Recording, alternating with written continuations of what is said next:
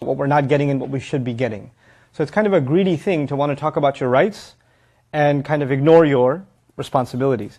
So you'll find often that a husband might talk about the rights of the husband to the wife, but never talk about the responsibilities of a husband to the wife. And the wife will talk about the responsibilities of the husband, but never the responsibilities of the wife. So every party wants to talk about what benefits them, but not what will benefit the other or what is owed to the other. And unfortunately, we bring that mentality, that selfishness, to Islam. So then we take from Islam, from the Quran, from a hadith of the Prophet ﷺ, quotes, statements, anecdotes, wisdoms, guidance that furthers our rights. So a parent, a mother, a father will be very quick to quote things from the Quran about the rights of parents, right? Or a hadith of the Prophet ﷺ and things like that. And even though those texts are there, and they're there for a reason, but they're not there so that you feel more empowered, or you get to tell another human being, even your own child, this is in the Quran, you need to do this. That's not what that was there for. That was actually there for the parent to remember that they have a parent. You see, the Quran is not there to tell you, its primary objective is not to tell you, here's how you take this and stick it in somebody's face and make them feel bad and make them do what you want them to do. That's not the goal of Allah's book. We need to approach Allah's book with more humility. The goal of Allah's book is for all of us to actually first and foremost remember our own responsibility.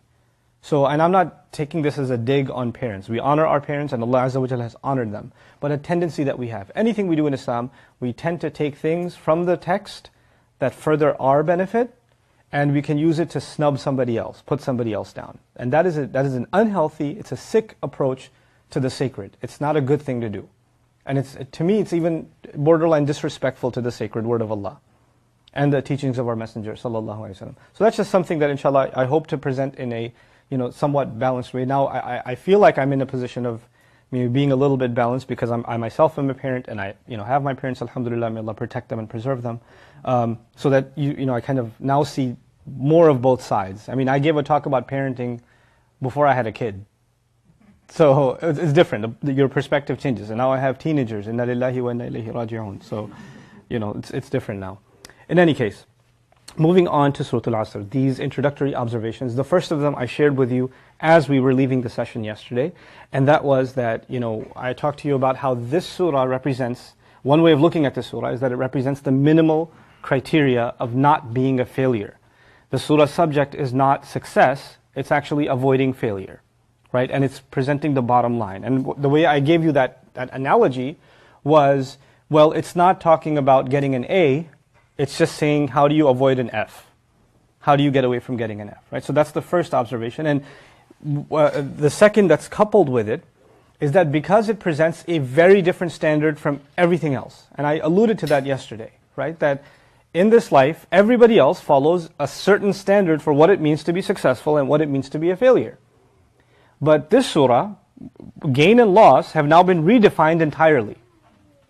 And I wanted to highlight that a little bit more by way of an analogy. And it's an analogy inspired by the Quran itself. Allah Azza wa Jalla says, وَمَا هَذِهِ الْحَيَاةُ الدُّنْيَا إِلَّا لَهْوٌ وَلَعِبٌ.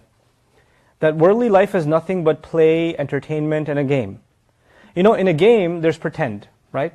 Like kids are playing a game, and one kid is going to be the soldier, and one kid's going to be the king, or whatever else. It's a silly story, but I'm reminded, my parents put me in a play when I used to live in Saudi in elementary school, and I got to be the king. So I'm sitting on the throne, and this other kid, his job is to be the servant. This is my friend, his job is to be the servant. So he's going to bring this tray, and he's going to serve me orange juice. And halfway through, he's just threw the thing, and I want to be the king in the play.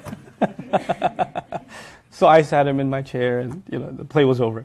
But the point I'm making is, when you're playing around, when you're playing pretend, then you take on roles, right? But that's not really who you are. In a movie, somebody can be a superhero, or somebody could be, a ruler, a police officer, a criminal, whatever else, but that's not who they really are.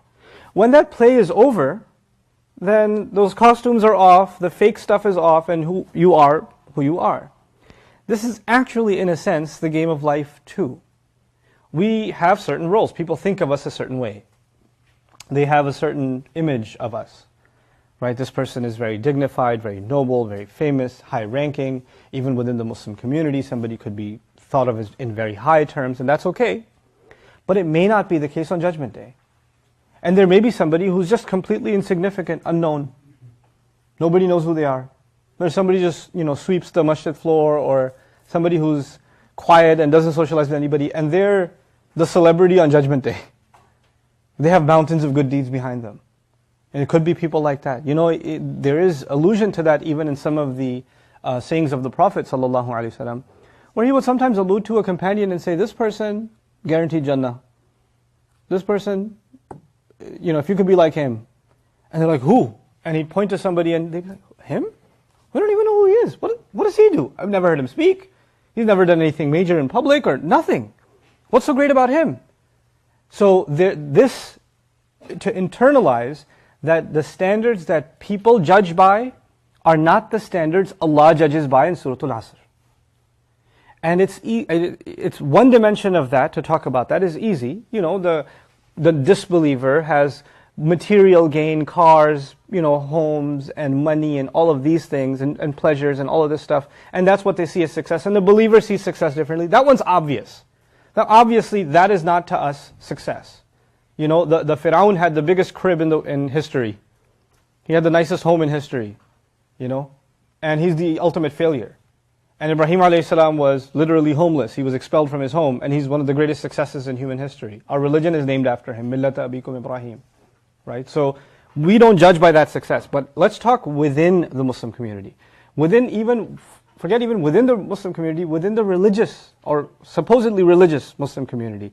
We take certain appearances, certain status, certain level of knowledge or demonstration of certain level of knowledge as a consideration that someone is more successful.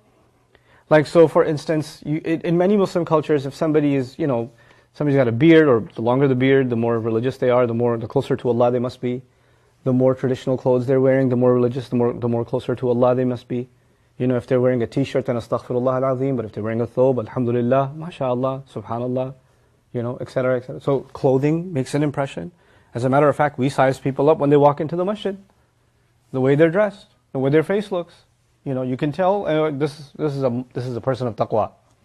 And this is a person of I don't know what. I don't even know why they're in the masjid.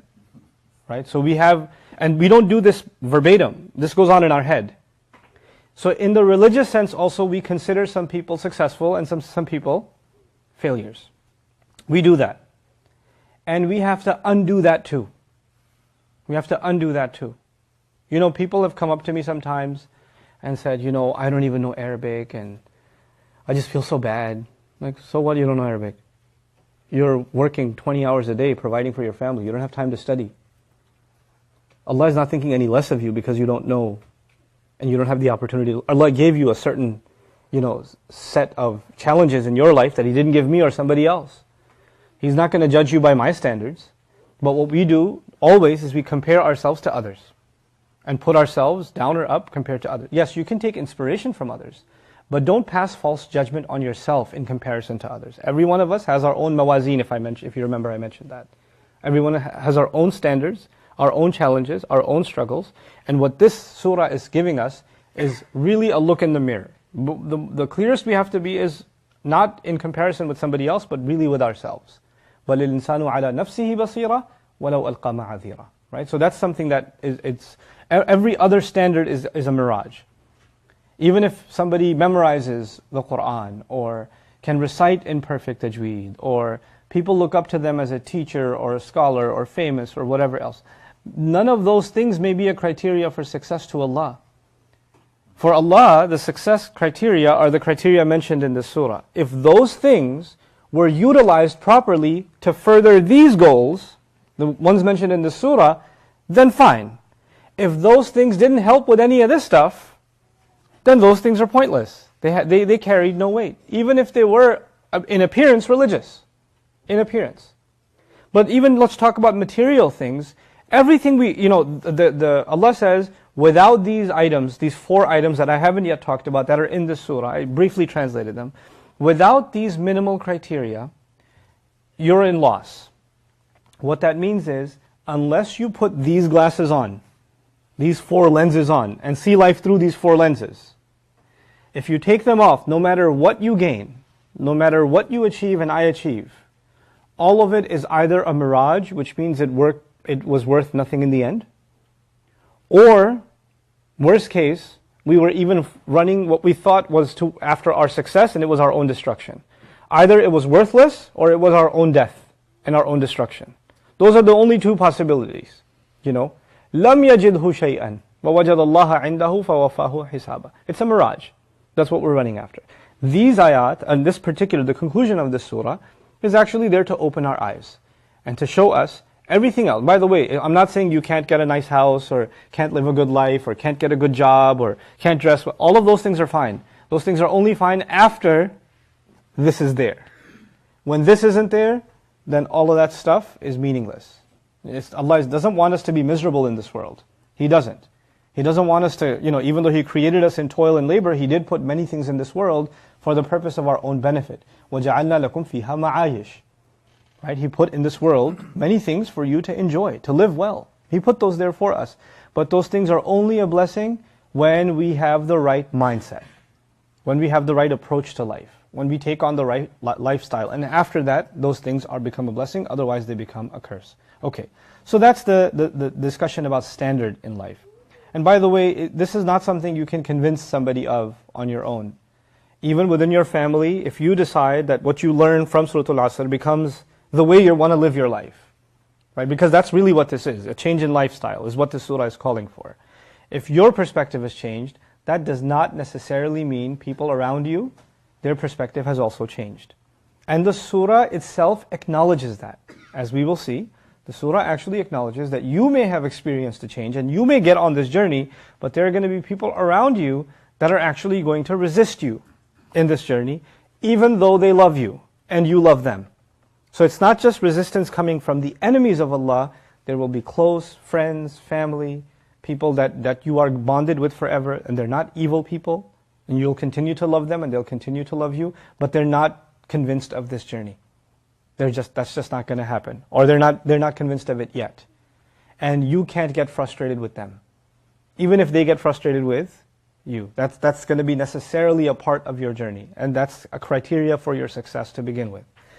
Another ayah that I wanted to make a quick reference to, just when it comes to this standard, and people following the false standard.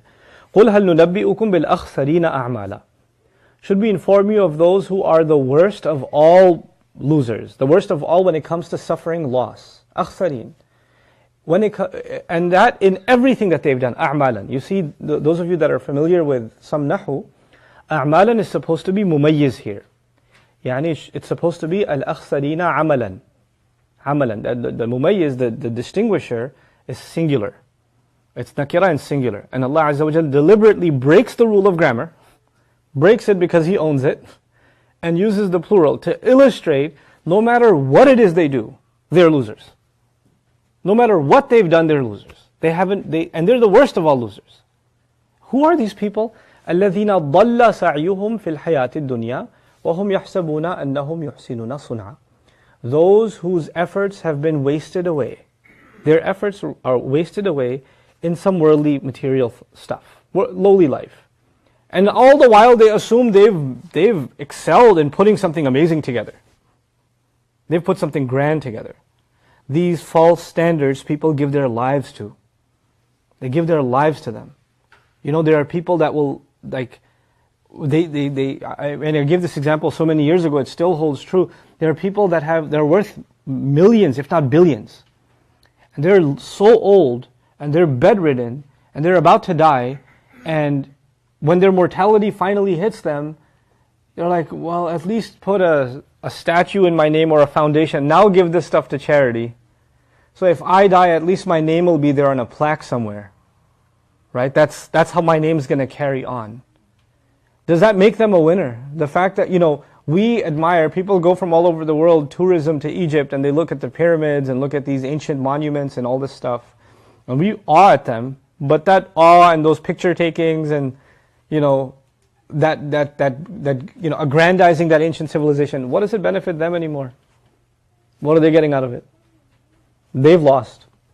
Even if we think they were awesome, they've lost already. and they don't appreciate our appreciation, they get nothing from it. It's a false thing, a false perception to think my name will carry on, I'll be known as a legend, and that's going to do something for me. This is something the Arabs had also.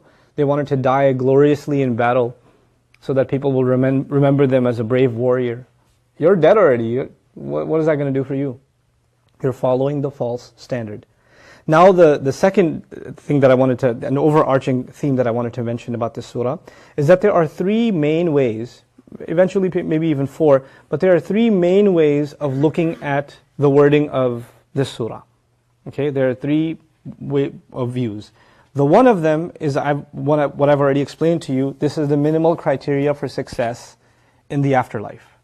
Meaning, however people are judged while this play is going on, while the movie is happening, people are different roles as different actors, but the reality of who they are on Judgment Day, right? So this is describing the minimal criteria for how to avoid failure on Judgment Day. That's one. But there's another way of looking at the entire text of the surah. And that is that this is Allah's commentary on human history. When He says, Wal Asr, and He swears by time as it passes away, or it has passed away, and when He says human beings are drowning in loss, and then He says that with the exception of those who've believed, notice the past tense, those who've believed, He's basically making a comment about history, human history. And He's saying, all these countless people all over the planet, since Adam alayhi salam until now, that have died, all of them lost, all of them failed. And the only ones among them that didn't fail are the ones who believed and the ones who did good deeds. Those are the only ones. Everybody else, and those people, their names may not be in history books. Nobody might know who they are. Some of them might even be buried under our feet right now. We wouldn't know. But Allah knows that they're the ones that didn't fail. And there are those who are now the pillars of human civilization. We read about them, we learn about their successes and their accomplishments, and they're the figures of history, and they may not be successes at all, because they didn't meet this criteria. So this may be Allah's way of commenting on the tragedy of human history, that we've looked at history with the wrong standard of success and failure. This is why the Quran is highlighting people in it, the prophets and the righteous. Sometimes Allah even mentions the righteous people whose names are not known. We don't even know their name, but Allah speaks highly of them. Who is Dhul Qarnayn even? Like there's a mystery of who this person is, and who this individual is. Who's the friend of Musa alayhi salam in the court of the Pharaoh? We don't know his name. So there are examples in the Quran of people whose names aren't even known. Now, who's this gardener that spoke to his friend in Surah Al-Kahf? He's honored until Judgment Day, but we don't know his name. But then there are people that we know who they are. Their names are known throughout history, and yet they are failures. So this is Allah's commentary on all of history. We'll dig into that when we get into the surah itself, but I wanted to give you the overarching possibilities. The third is actually that this is maybe a scene of Judgment Day. That on Judgment Day, Allah will bring time itself as a witness, because whenever you take an oath by something, that whatever you took an oath by, the muqsam bihi, is actually being called as a witness. So time will be called as a witness to testify something. And what will it testify? That when it looks back at all of what happened in this life, all that transpired in the saga of humanity, it's going to be able to say, Innal insana lafi khusr. That's the truth that it testifies to. And the only exception to that, which will be proven on Judgment Day, is الَّذِينَ آمَنُوا وَعَمِلُوا الصَّالِحَاتِ وَتَوَاصَوْا بِالْحَقِّ وَتَوَاصَوْا بِالصَّبْرِ. That this is, in a sense, a depiction of what's going to transpire on Judgment Day. That's a third way of looking at it. There's maybe a corollary, a fourth way of looking at the overall text also. I'll mention that to you now. And that is that you have this idea that people who do good, or people who believe and do good, they don't keep it to themselves, they pass it on. They teach their children, who then teach their children, and good spreads. They die, their inheritance, their home got taken away, their property is gone, their name is gone, their grave's not even marked anymore, but the good deed that they did was passed on, and from there it was passed on to somebody else, and from there it was passed on to somebody else. So their gains continued even though all of their material gains died. Compare that to others who had way more than they ever did. Fame, money, power, property, you name it, they had it. But now that they're gone, they're in loss. There's nothing they can gain anymore. But with exception to that, those who actually throughout history believed and did good and encouraged others and counseled others to the truth and to be persevering, those people may continue to be gaining even now. And they're the only ones that are dead and gone and not in loss still. They're still in gain, and they're continuing to be in gain, as if Allah describing loss here and alluding to the opposite picture. Okay, and that would be those who are actually in gain. So those are kind of overarching ways of looking at this text. Then when we get to the ayah, we'll talk about this in more detail, but I want to mention this as part of our introductory discussion. It's the third observation that I want to make to you. That the first of them was that this is the minimum criteria, and that this is a standard, it's a minimum criteria, and these three ways of looking at it. Now the third item is, it's either all four or nothing. Sorry, that's my phone. I think. That's my phone. We're in a masjid, you don't need the adhan. We're good. So it's all four criteria. الَّذِينَ آمَنُوا وَعَمِلُوا الصَّالِحَاتِ وَتَوَاصَوْا بِالْحَقِّ وَتَوَاصَوْا بِالصَّبْرِ. All four or nothing at all. And part of that is actually, in some other places in the Quran, Allah doesn't mention these four. He says, إِلَّا الَّذِينَ آمَنُوا وَعَمِلُوا الصَّالِحَاتِ. Like in Surah Al-Tin, He says, إِلَّا الَّذِينَ آمَنُوا وَعَمِلُوا الصَّالِحَاتِ فَلَهُمْ أَجْرٌ غَيْرُ مَمْنُونَ. But there's no إِلَّا الَّذِينَ آمَنُوا وَعَمِلُوا الصَّالِحَاتِ وَتَوَاصَوْا بِالْحَقِّ وَتَوَاصَوْا بِالصَّبْرِ. It's not there. Some places in the Quran, Allah just mentions the ones who believe. الَّذِينَ آمَنُوا. He doesn't say الَّذِينَ آمَنُوا وَعَمِلُوا الصَّالِحَاتِ. So you have the most minimum expression, which is الَّذِينَ آمَنُوا. Then you have somewhat of an extended expression, الَّذِينَ آمَنُوا وَعَمِلُوا الصَّالِحَاتِ. They did good things. And the most elaborate expression, which is here, الَّذِينَ آمَنُوا وَعَمِلُوا الصَّالِحَاتِ وَتَوَاصَوْا بِالْحَقِّ وَتَوَاصَوْا بِالصَّبْرِ. That's the most elaborate expression. The way to think about that is, actually, you know how a seed contains the entire tree? Right? Sometimes you mention just the seed, which is what? الَّذِينَ آمَنُوا. Sometimes you mention the seed and what it sprouts, which is الَّذِينَ آمَنُوا وَعَمِلُوا الصَّالِحَاتِ. And then you mention not just what it sprouts, but its main branches. What comes from the good deeds necessarily is وَتَوَاصَوْا بِالْحَقِّ and وَتَوَاصَوْا بِالصَّبْرِ. So what Allah decided to do in this surah is kind of open Iman up. Like, what are the logical consequences of Iman? Which is why, because at the end of the day, it's only our Iman. Allah says on Judgment Day, the only thing that will benefit, يَوْمَ لَا يَنْفَعُ مَالٌ وَلَا بَنُونَ إِلَّا مَنْ أَتَى اللَّهَ بِقَلْبٍ سَلِيمٍ. No money, no children are going to benefit on that day except someone who comes before Allah with a sound heart. Now what is in our heart? Is our deeds in our heart? Is tawasi bil-haqq and tawasi bil-sabr in our heart? No, what's in our heart? Iman. Iman is the only thing worth anything. But Allah has considered these items an extension of Iman itself. He's described them an extension of Iman itself. So none of us are confused, what does He mean by Iman in the real sense? That the seed could be dead and the seed could be alive. If the seed is alive, it's going to sprout these things. If the seed is dead, it will remain just a seed. Then it's not even actually technically a seed anymore. It's just taking up space. It's dead space. Right? So we have to be clear, because of this surah, about what the implications are, why all four of these have to be taken into consideration. On that note, what I want to also share with you is the two distinctions that probably every Muslim should be very, very clear about, and we don't talk enough about it all.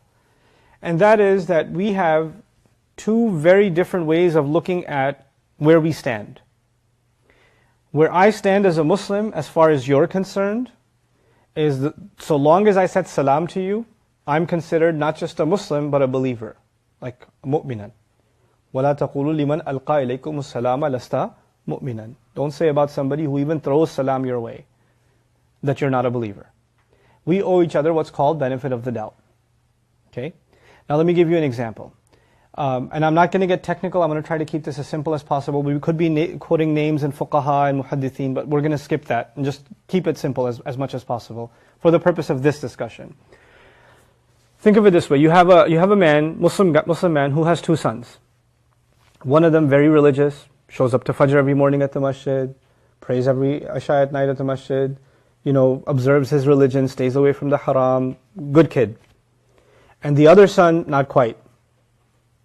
Prays, but not really, skips around, got a drinking problem, doing all kinds of bad stuff. Two sons of the same father, right? And that father passes away. Now it's time to distribute the inheritance. Should the better quality iman of one of his sons be considered a criteria by which he gets a little more in the share of inheritance and the bad kid gets less inheritance? As far as Allah's religion is concerned, he's Muslim and he's Muslim. And when their rights are being weighed, you don't weigh what's in their hearts. You don't weigh even their deeds. Because what's in their hearts and the weight of their deeds is going to be judged by who? By Allah. As far as the law of Islam is concerned, they're equal Muslims. They're Muslims. And as far as we're concerned, unless he's doing that stuff out in public, before the world, then we don't consider one better than the other. We don't.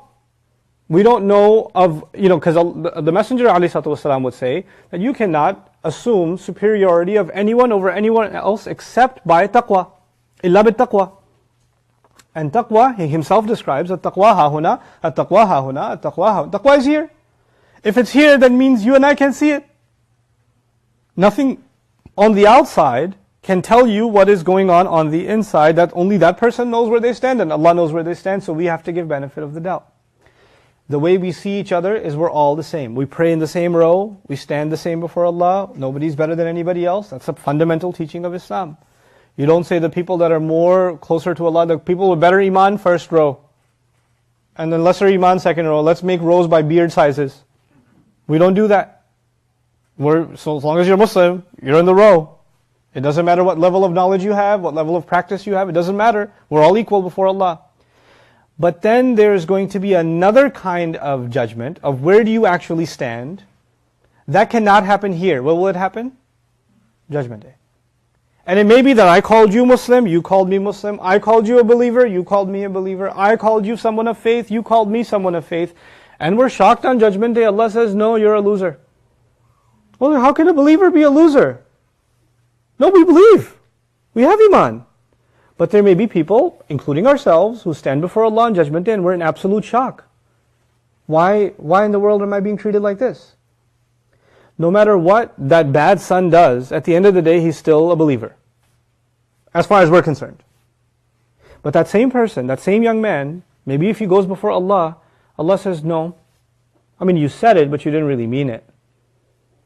He never really felt it. We don't know what he felt. It may be that he's judged entirely differently on Judgment Day. There are people on Judgment Day who all their life they thought they were Muslim, they were fine, and they come before Allah on Judgment Day, ضُرِبَ بَيْنَهُمْ بِسُورٍ لَهُ بَابٍ. A wall is dropped between them and the other believers, and they cry out, أَلَمْ نَكُمْ مَعَكُمْ? Weren't we with you? We're the same. قَالُوا بَلَا وَلَكِنَّكُمْ فَتَنْتُمْ أَنفُسَكُمْ وَتَرَبَّصْتُمْ وَارْتَبْتُمْ وَغَرَّتْكُمُ الْأَمَانِيُّ حَتَّى جَاءَ أَمْرُ اللَّهِ وَغَرَّكُمْ بِاللَّهِ الْغَرُورُ. No, you were with us, but you procrastinated. You didn't act when you were told to act. You just put stuff off. You kept doubting yourselves. And you kept doubting whether this is the right thing to do or not. You were always reluctant. And you were always deluded by false hopes. False criteria of success kept distracting you. And finally, until the decision of Allah came and the devil got to you. So you're on the wrong side of that wall. You're not going to get saved. This is the reality of iman in the sense what is before Allah. When the Quran talks about iman, when the Quran talks about faith, much of the time it's actually talking about how Allah will judge you. But not how Allah is giving you the right to judge anyone else. Really important to understand. Really, really important. How do we judge anyone else? What do we call them? Believer, Muslim, benefit of the doubt. They have taqwa, we don't know any better. That's how we judge everybody else. But Allah Azza wa Jal will say to the believers, He'll say, Ya ayyuha alladhina amanu, aminu billahi wa rasulihi. Those of you who believe. What?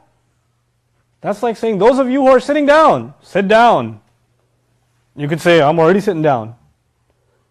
Those of you who are standing, stand. No, those of you who are sitting, stand. I would imagine Allah saying, those of you who disbelieve, believe. Nope, those of you who believed, believe. Ya ayyuhalladhina amanu, aminu. Why?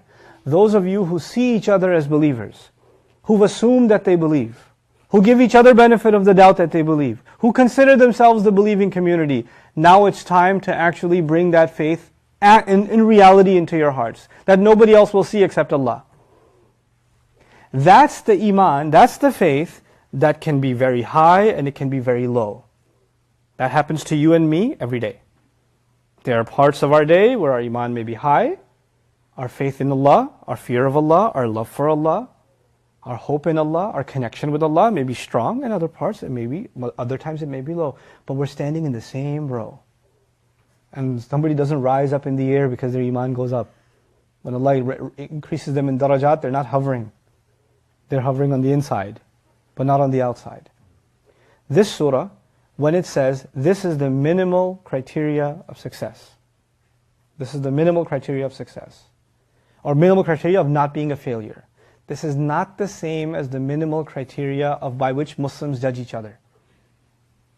You don't get to look at someone and say, well, according to Surah Al-Asr, you's a loser. Because iman, I don't know about that, look at you. Because if it was iman, you would have seen amilu salihat. And I have never heard you do tawasi bil haqq and tawasi bil sabr. So you're,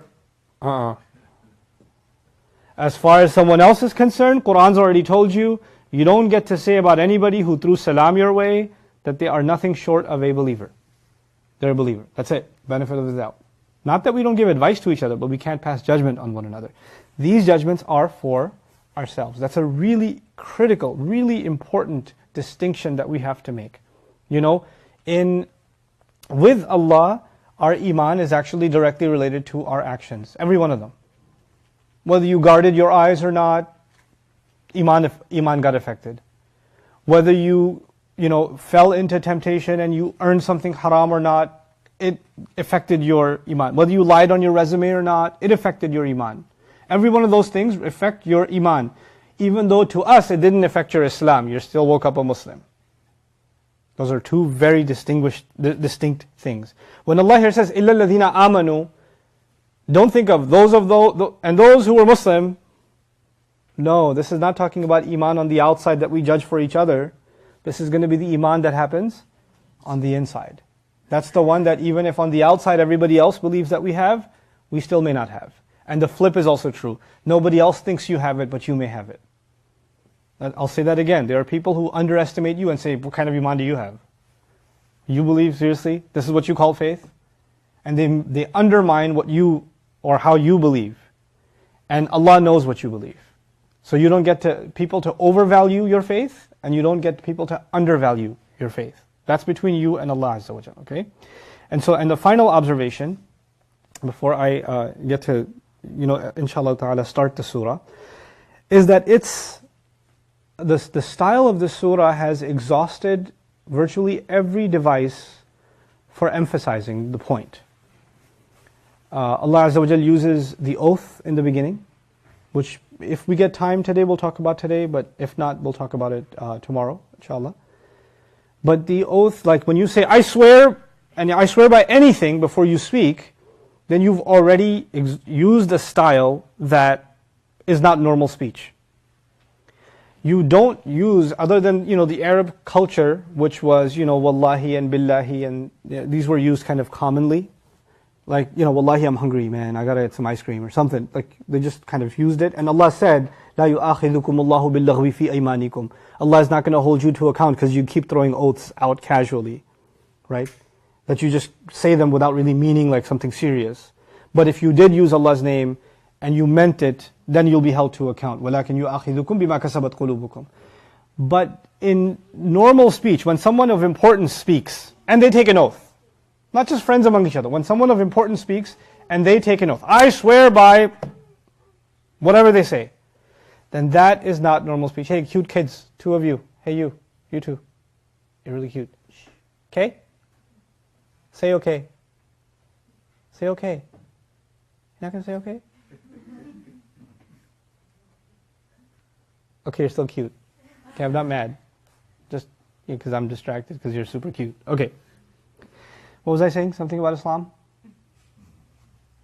Was? The oath. Allah Azza wa Jal, when He swears by time, it actually implies several things. And we're going to go through those implications. What does it mean that Allah has taken an oath? But at the very least know that this is a way of, this is not a normal thing to do. You don't normally say something like that.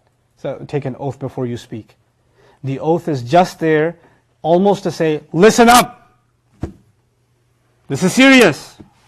That's what that is. That's wal asr. Wal asr should come with like 10 exclamation marks after it. In your mind. It should be bold, capital. Like, what? And even what he took an oath by, asr, which I'll get into today. The word itself that he used, it's a profound word. It's a really interesting word of the Arabic language. You know, a unique word used for time. Actually, the typical standard word for time is zaman, waqt, dahr. These are the typical words for time. You know, or heen, or an. These are words for time. But asr is a unique word for time. It's not a common word for time. And Allah used that word, and we'll see why. Then the statement that comes after, innal insana lafi khusr, Allah used the nominal, the noun form, which is the strongest way of communicating a sentence. There's other ways. Laqad khasira al-insan. The human being is lost. We could have said that too.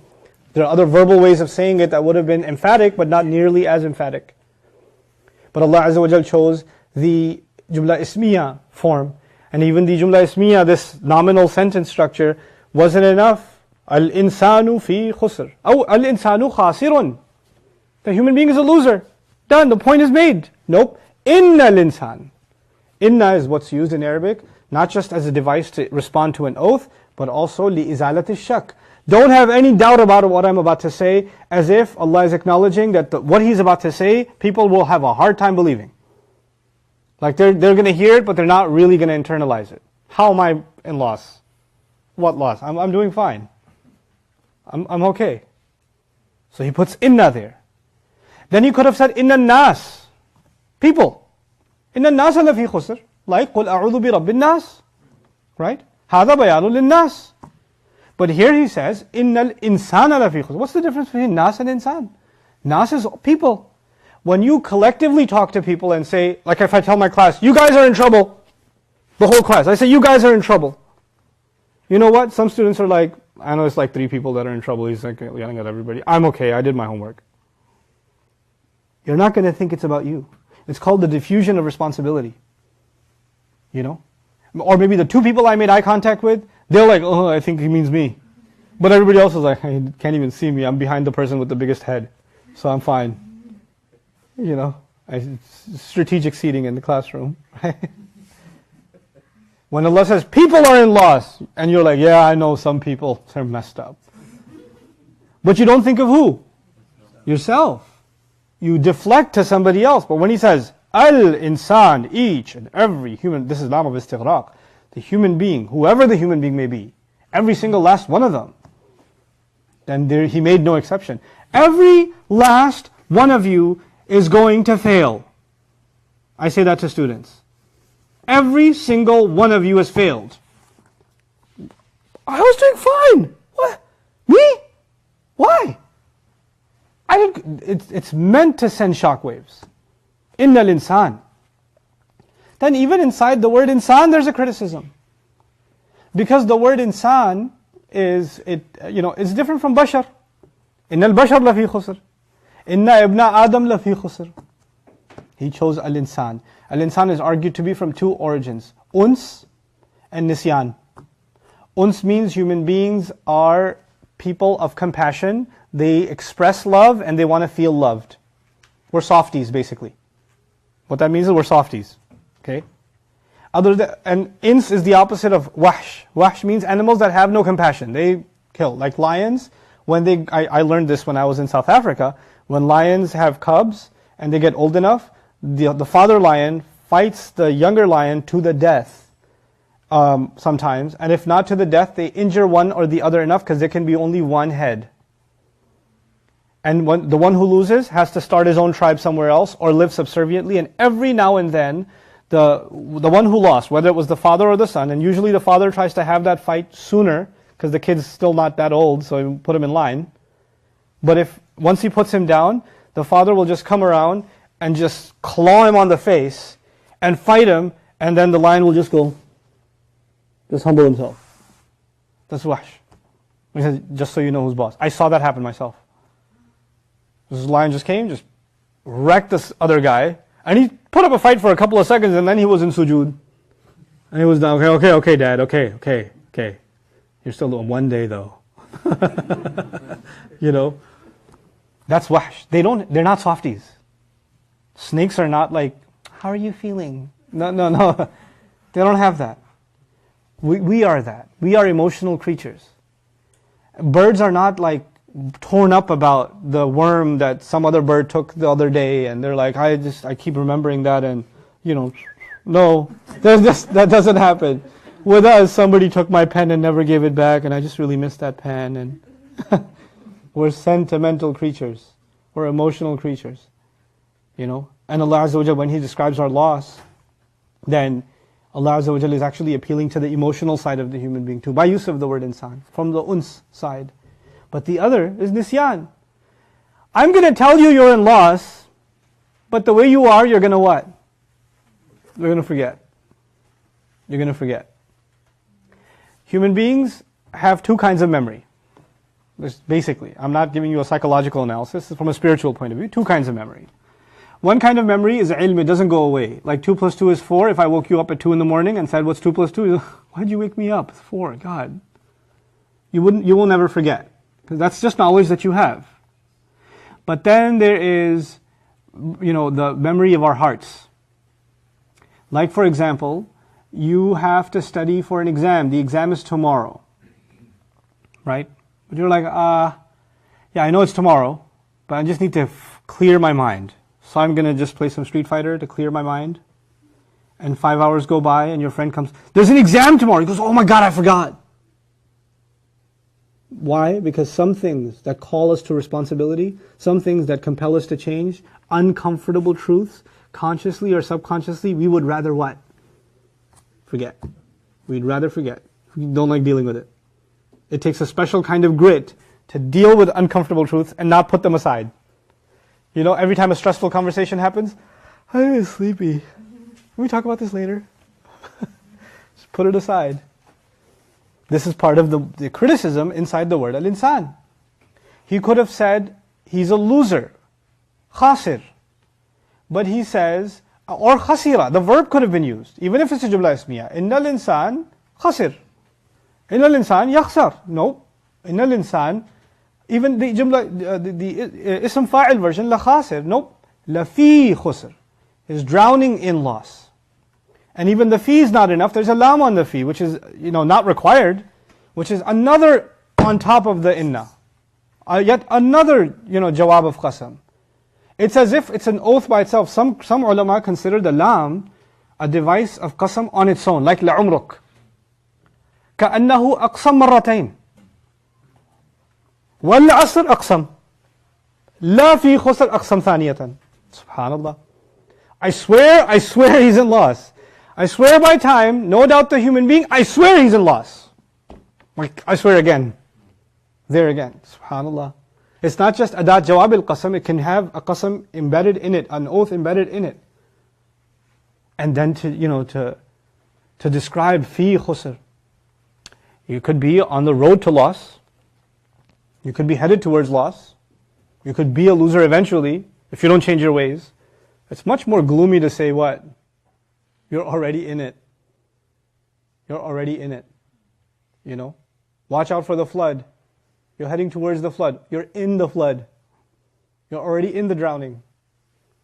And then finally, the masadir, the infinitive verbs, like loss, or infinitive nouns, the loss that's been used, the word that's been used, is in fact commonly used with the al on it. In the Arabic language, we don't just say ilmun, we say al-ilm. And when you put al on something, in English, you don't translate it with a the, you often translate it without any, suffix, or prefix rather. So you say, human beings are in loss, al-insanu fil khusr. Fil khusr. But he didn't say fil al-khusr. He said fi khusrin. Khusrin. And that's ta'meem of khusr. All kinds of loss. One of the implications of it. All kinds of loss. Tanween grammatically can also be argued for tafkhim. Grand loss. Any degree of loss. Some loss at some point or another, always in loss of some kind. And that loss is not always the same. And that's kept, the openness of it is kept with the tanween of it. There were other ways of saying, إِلَّا الَّذِينَ آمَنُوا وَعَمِلُوا الصَّالِحَاتِ وَتَوَاصَوْا بِالْحَقِّ وَتَوَاصَوْا بِالصَّبْرِ. You could just say, الَّذِينَ آمَنُوا وَعَمِلُوا الصَّالِحَاتِ وَتَوَاصَوْا بِالْحَقِّ وَتَوَاصَوْا بِالصَّبْرِ لَيْسُوا خَاسِرِينَ. Those who believe, do good deeds, and join others to the truth and perseverance, are not losers. Could have said that. Now we know they're not losers, everybody else is. Nope. No. That would be positive. They're good. Allah Azza wa Jal mentions the overwhelming loss of humanity first. And then by using illa, the adat al-istithna, except, by doing so He made us feel like those people are exceptional people. Exceptions are always the majority or minority in anything. If they were the majority, then the other part would be the exception. You understand? By saying illa, Allah is already saying, this ma haula illa qalil. These are very, very, very few people. And it makes me feel like, are they really that few? Can I be among them? I don't know, because I would have a sense of relief. He said, believers are not losers. Because I was like, I'm a believer, yeah, I'm cool. Probably am. But when He put it as an exception, then He made us kind of feel like you have to be exceptional to be part of it. That's not just something normal you get to be a part of. What you are already is insan. But what you're not is an exception. You better really look at yourself, and I better really look at myself and see if we can become an exception. Notice also this surah, some have done itlaq of the word insan. When we get to that ayah, we'll see that in more depth. Mufassirun have said al-insan here means the kafir, disbeliever. The disbeliever is in loss, the believers are not in loss. But if Allah intends to say disbeliever, He says what? Disbeliever. He's the one who taught us al-bayan, allamahu al-bayan. He says what He means. We don't have to replace a word He says with another. It may imply that too, but when He said al-insan, doesn't that make every human being conscious? And isn't the fact that every sahabi, every time they meet another sahabi, both believers, are reciting to each other, وَالْعَصْرِ إِنَّ الْإِنسَانَ لَفِي خُسْرٍ, not so they can remind each other that disbelievers are losers, but they're reminding each other, we better not become losers, isn't it? So they in their minds, that practice of the companions itself is an illustration that they saw this as a universal truth, not something that applies only to disbelievers. The last thing that I want to share with you today is, inshallah ta'ala, just a discussion about the linguistic meaning of al-asr. We're not going to get into the ayah wal-asr, but just the embedded Arabic meanings of the word al-asr. I thought this was really beautiful, and I thought I should dedicate time to share that with you. By the end of this, your brain will probably be fried, so I'll leave the rest for tomorrow, inshallah ta'ala. The word asr comes from the verb asara, and it's literally used for juicing.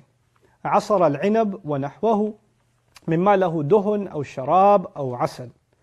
It's first of all used for juicing or extracting fluid, squeezing something out, anything that gives out oil, like olives, or drink, like oranges or grapes or whatever else, or even the extraction of honey.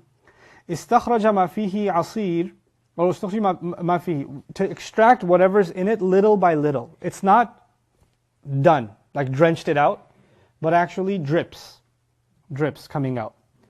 So عصير الشيء وعصارته ما تحلب منه إذا عصرته. Asir of something is what you were able to milk out of something. It's actually literally used at milking and squeezing out of something, and it's coming out in drips. إذا عصرته والعواصر ثلاثة أحجار يعصرون العنب بها يجعلون بعضها فوق بعض. They used to use the word عصارة or awasir for rocks that they used to smash grapes on, to squeeze grapes on, to make the juice. And then at the bottom of it, the juice starts dripping out. They had this weird device of 3 rocks, and they would squeeze them, and then the juice would come out little by little. And they used to call those rocks awasir. That was the word they used for it. والاعتصار بالماء أن يغص بالطعام فيعتصر بالماء يشربه قليلا قليلا ليسيغه. i'tisar of water means that you were eating something and you started choking on it, or you started getting like something got stuck over here and you feel like it's not going down. And you don't drink too much water, you drink little by little so you can ease it down. That's actually called i'tisar bil ma, to let little by little water go down. So one of the first meaning is to squeeze and to extract fluid, which is why the same verb is used in the Quran, a'siru khamra.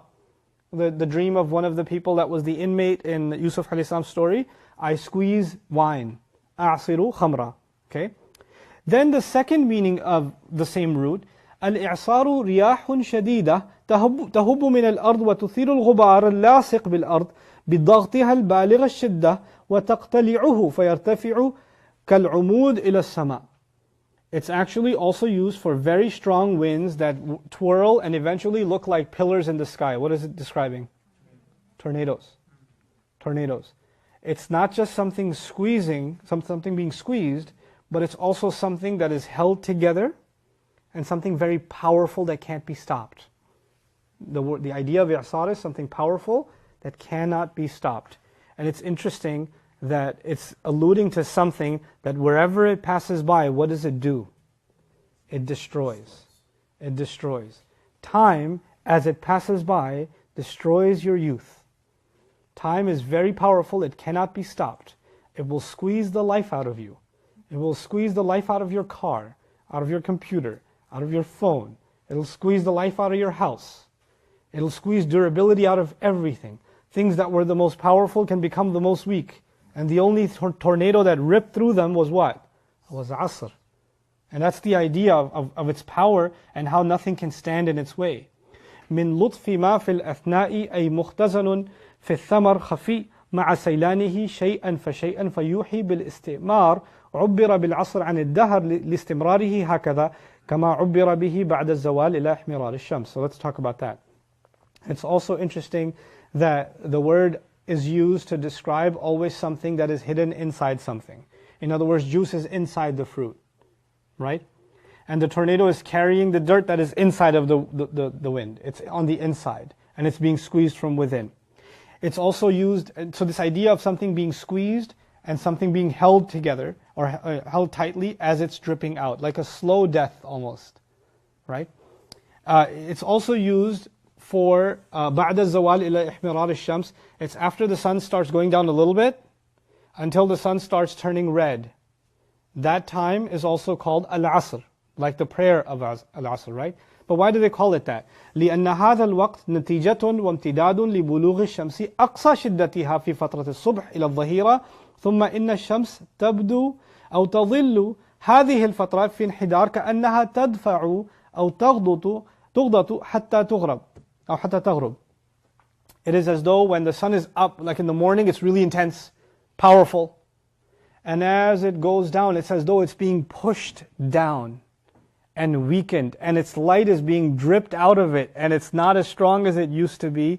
And that's why as it's being squeezed down into the ground, it's being called Asr time. That's the idea of Asr. Even the sun is being smushed down as the image of it losing its light, you know. فَإِنَّ زَمَنَ الْعَصْرِ يُوصَفْ بِأَنَّهُ ضَيِّقٌ فَهُوَ زَمَنٌ مَعْصُورٌ. It's also attributed this way because it's a very limited amount of time. The time of Asr, the light of the sun starts changing, but it's almost unnoticeable before it's too late. Like some of us, we're like, okay, we're driving, and it's like, the sun is starting to turn orange. I was like, I can make it home by Asr. Right? There's the light, and you're like, look at the sun. Yeah, there's the light, and you keep going, and by the time you get home, what happens? Maghrib. Like, it goes way too fast. And it looked like, the sun was right there. I had time. But then it just disappears. And it drips out, and before you know it, it's run out. So the idea of time being very limited, or a very short window before it runs away. This is why actually al-mu'sar was used, al-jariyatu awwal ma adrakat wa hadat wa qarabat al-hayd. For a young girl that's about to be in her period for the first time, she's also called a mu'sar, because her time is limited. It could happen at any time. And that's when she's called, literally her body is going to be squeezed. And so that's how they would describe her with the word mu'sar.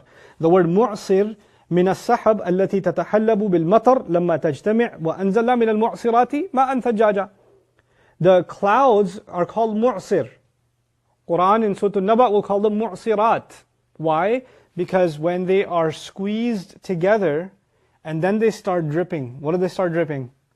The rain. The clouds that drip rain, like the fruit when it's squeezed and it drips juice, is called mu'sir. Mu'sir. So that's وَأَنزَلْنَا مِنَ الْمُعْصِرَاتِ. This is the final one is the most fascinating to me. وَمِنَ الْإِحَاطَةِ بِشِدَادٍ بَالِغَةٍ أو بالغة الصلابة العصر بالفتح الحبس والمنع. Al-asr in Arabic usage was also used for arresting something, caging something, preventing something from moving, holding something and not letting it go. وَبِالتَّحْرِيكِ وَالضَّمْ الْمَلْجَأْ وَالْمَنْجَاتِ. And by the way, what does that mean? That means that we are surrounded by time and we can't escape it. It's got a hold on us and it's squeezing us, not just itself. It's squeezing us and we can't let go. It's dripping on us. It's actually pulling life out of us, little by little by little, and we can't let go. It's actually really interesting that the word asr corresponds very nicely with the word khusr. Because if the fruit or ourselves are being squeezed and we are losing, what's the word for losing? Khusr. Right? وَالْعَصْرِ إِنَّ الْإِنسَانَ لَفِي خُسْرٍ. So there's a literary correlation between asr and khusr as well. وَبِالتَّحْرِيكِ وَالضَّمْ الْمَلْجَأْ وَالْمَنْجَاتِ. But it has a positive meaning too. When you say asar with a fatha, or asur also, it actually means a place where you can find refuge.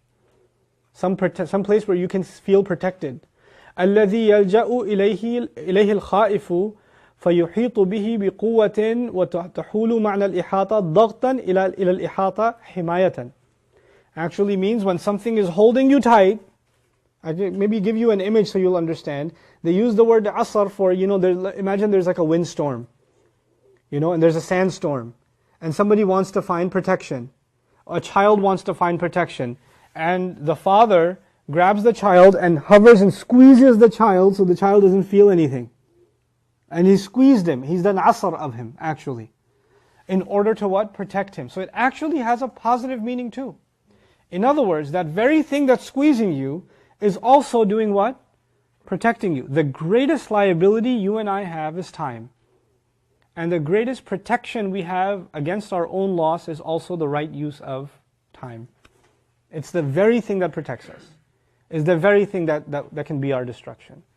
Look at even how, all of our, and I've mentioned this in previous lectures, but just cursory reference, all of our worship, all of our primary modes of worship go back to some respect for time.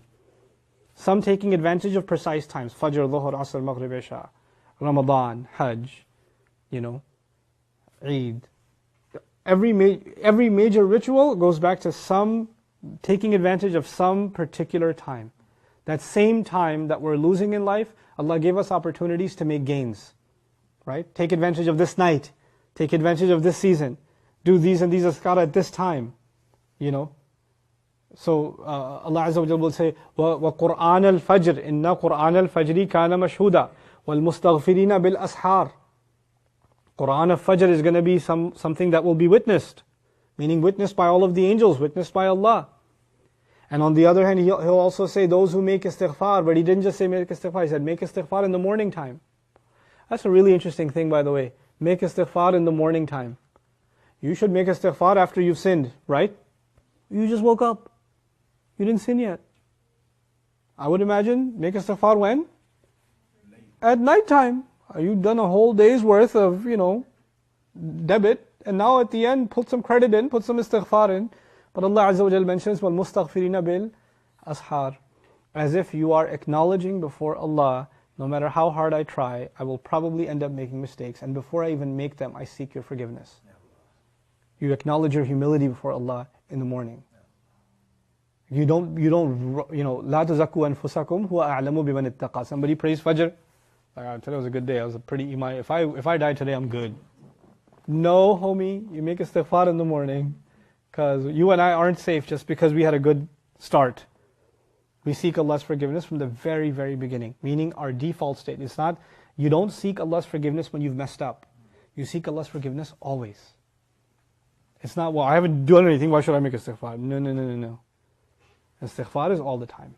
Okay, but I wanted to kind of give you the overall picture of time, the word Allah used for it in this surah, time that's dripping, drop by drop by drop, time that cannot be stopped, no matter what you do, like a what? Like a tornado. Time that will destroy everything in its path, there's nothing you can do about it. Time that will squeeze you, and time that will also protect you. And he's swearing by that element of time, and then he's going to make his statement. So inshallah ta'ala, we'll get to that in our next session. I'll conclude here, bi'idhnillah, because I've, instead of giving you a break and then doing a longer session, I'm thinking inshallah we just go run through, bi'idhnillah. And I think much of the introductory discussions are done so we can get into the surah itself. I don't know if I'll finish tomorrow.